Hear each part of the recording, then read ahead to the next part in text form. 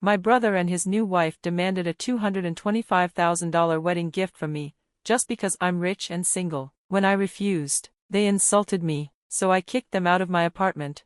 For context, I'm 34F, and my younger brother, Frank, 27M, has been with Vanessa, 25F, for a few years. We always got along well, until recently. A couple of weeks ago, they got engaged and decided on a small, intimate wedding with just family and a few friends. I was happy for them, but at their engagement party, Vanessa pulled me aside for a private conversation. She explained that, since they were keeping the wedding small, they wanted practical gifts. They had already made it clear that they preferred money over physical presents, which I found a bit bold, but I didn't mind. However, Vanessa then told me they had a special request for me. She demanded $225,000 as my wedding gift. At first, I laughed, thinking she was joking, but she wasn't. She told me that, because I own a successful jewelry business and make more money than anyone else they know, it was only fair that I contribute more. I was stunned. Sure, I make good money, but that doesn't mean I'm obligated to bankroll their future. I flat out refused and said I'd give them a reasonable wedding gift, but $225,000 was out of the question. Vanessa didn't take it well. She accused me of being stingy and insensitive, insisting they needed the money to start their own business. Then she made it personal, saying that, since I don't have a husband or kids, I didn't really need all that money. According to her, I had more than enough and should support the family. At that point, I shut the conversation down. She was overstepping, and I wasn't about to entertain such entitlement. That's when she delivered an ultimatum: either I handed over the money, or I shouldn't bother showing up at the wedding. I walked out of the party without making a scene, telling everyone I had a headache. Later that night, I called Frank to tell him what Vanessa had said, expecting him to be shocked. Instead, he doubled down, saying I was being selfish for not helping him start this new chapter of his life. He and Vanessa planned to quit their jobs and needed the money, and apparently, as his older sister, I was obligated to support him. I hung up, disgusted, but they didn't stop there. Over the next few days, they kept pestering me. Vanessa even messaged me, throwing Frank under the bus, complaining that he had a petty job and that she was tired of her dead-end career. They were desperate to start their business, and according to them, my refusal was cruel and selfish. For context, Frank works in sales, and Vanessa is a data analyst. She earns more than him, but their combined income is nowhere near mine. Still, that's not my problem. I've already helped them financially several times, especially during the pandemic. I lent them money without asking for repayment and even let them live rent-free in an apartment I own. But this was too much. So, I decided enough was enough. Since they had no lease and paid no rent, I had every right to evict them. A few days later, on their wedding day, which I obviously didn't attend, I received a condescending, entitled email from them. Since I had blocked them everywhere else, they resorted to email to call me selfish and narcissistic. They accused me of caring more about money than family and even threw in a low blow about me not having a husband or kids, as if that made me less of a person. They called me names and said they had lost all respect for me. That email was the final straw. While they were off celebrating their wedding, I went to the apartment and changed the locks. Legally, I knew it was questionable, but I also knew they didn't have the resources to take me to court. The next day, after spending their wedding night in a fancy hotel, which I was originally supposed to help pay for, they returned home, only to find themselves locked out. Furious, they showed up at my place, banging on the door. Frank even started crying, accusing me of ruining his newlywed experience. But I stood my ground. They had used and manipulated me for years, and I wasn't going to let them guilt-trip me anymore. Good luck to them. I told Frank that if they had truly valued the apartment, they would have at least shown some gratitude to the owner, me. Instead, they repeatedly insulted and disrespected me simply because I refused to bend over backward for them. Now, they had to deal with the consequences. If they didn't like it, they were welcome to take it up with a lawyer, so would I. Vanessa must have realized there was no reasoning with me because she dropped the argument. Instead, she said she didn't even want to move back into the apartment, but I needed to unlock it so they could collect their belongings and find another place to live. That seemed fair enough, so I agreed. We drove separately to the apartment, and I unlocked the door so they could start packing. It took them a while to gather enough boxes, but I made it crystal clear, they had to clear out today. Frank kept trying to argue with me, while Vanessa ignored me entirely. Within 3 hours, they were packed and ready to go. The apartment was mostly pre-furnished, and for anything they had bought themselves, I promised to arrange delivery to their new place. Once they left, I locked the apartment again. And that's how they spent their first day as husband and wife. Honestly, I felt pretty satisfied with myself, until a couple of hours ago when my parents called. Apparently, Frank and Vanessa had shown up at their house in tears, dragging all their stuff with them. My parents were furious, saying what I did was completely unnecessary. Now, they already knew about the situation. I had told them the day after the engagement party. Back then, they insisted on staying out of it, saying we were adults who could sort it out ourselves. That seemed fair, but now, suddenly, they felt the need to intervene, and I wasn't having it. I told them it wasn't fair for them to get involved now, after choosing to ignore the issue when it first started, but they claimed that, back then, things weren't that bad. Now, after what I had done, they believed the situation had escalated out of control.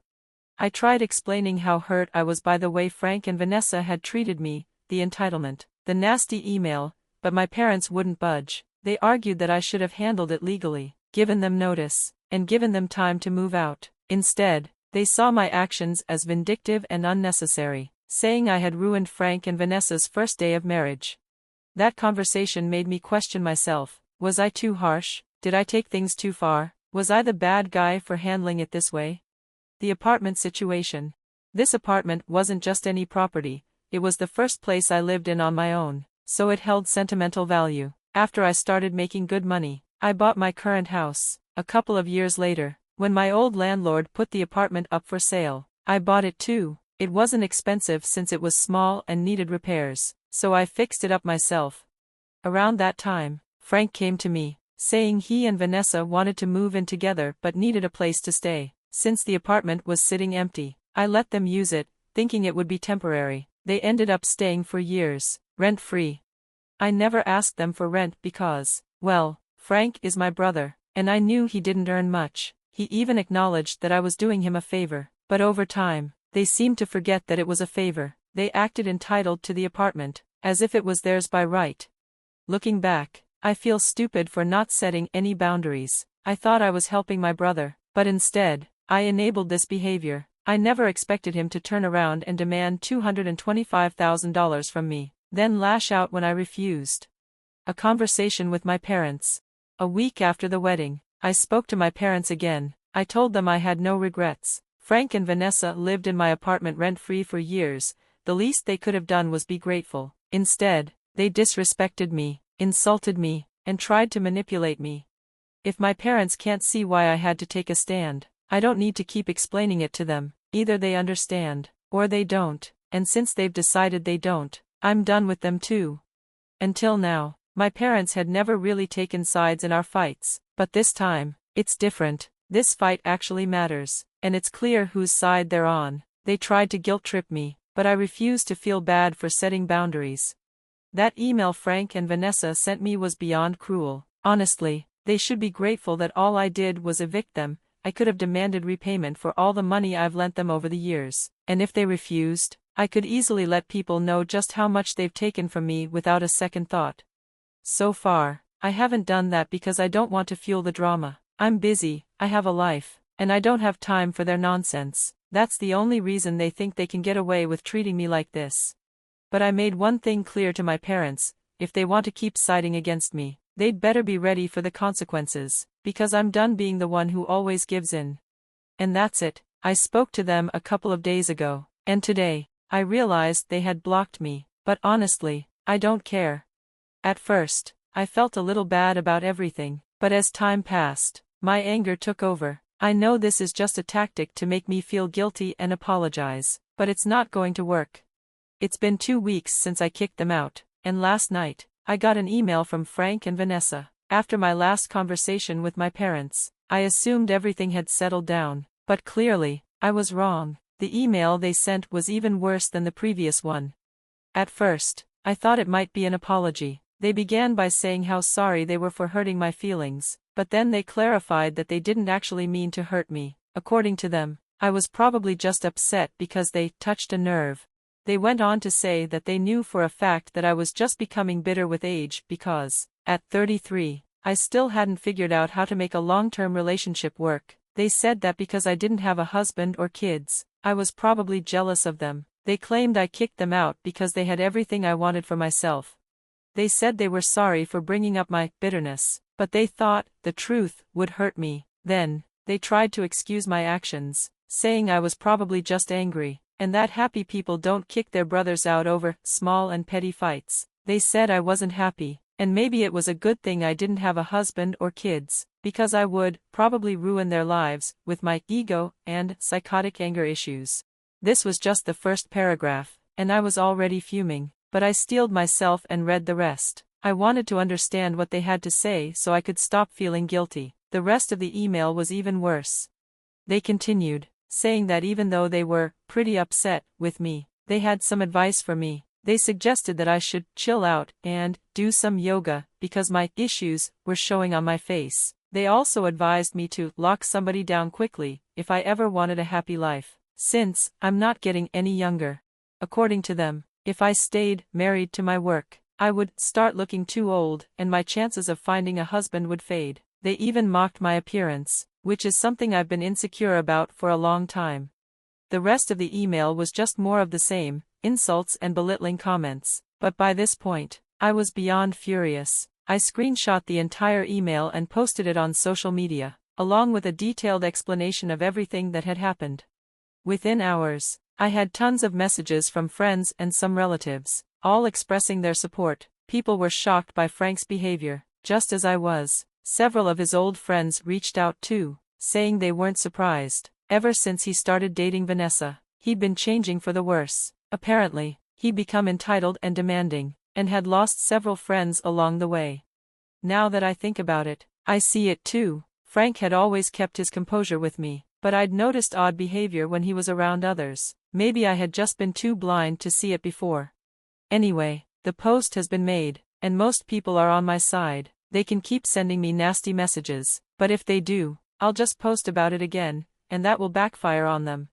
2 days after I posted the email, my parents finally called. They told me they didn't condone what Frank had written, and they were disappointed in him. This was exactly what I had been waiting for my parents to realize they had been on the wrong side. I told them I appreciated their apology, but it was too little, too late. They'd blocked me and made me feel guilty for standing up for myself. Now, I needed space to process, and they would just have to deal with it. They said they had asked Frank and Vanessa to leave their house after a huge argument, and eventually, the two of them had left.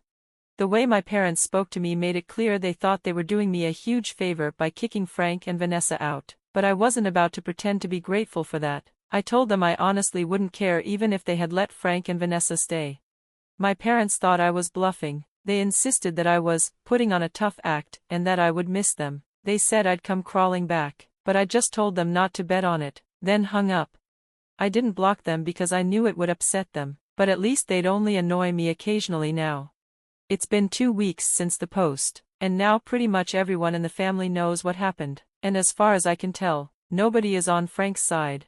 He's lost most of his friends, and even the ones who are still in touch with him are distancing themselves because of his behavior. Apparently, he and Vanessa are now staying with her parents, trying to turn everyone against me, but nobody is buying it. On a brighter note, I had put my apartment up for rent a couple of weeks ago, and I recently got a tenant. That means a new source of income, and things are looking pretty good for me right now. I really have no complaints.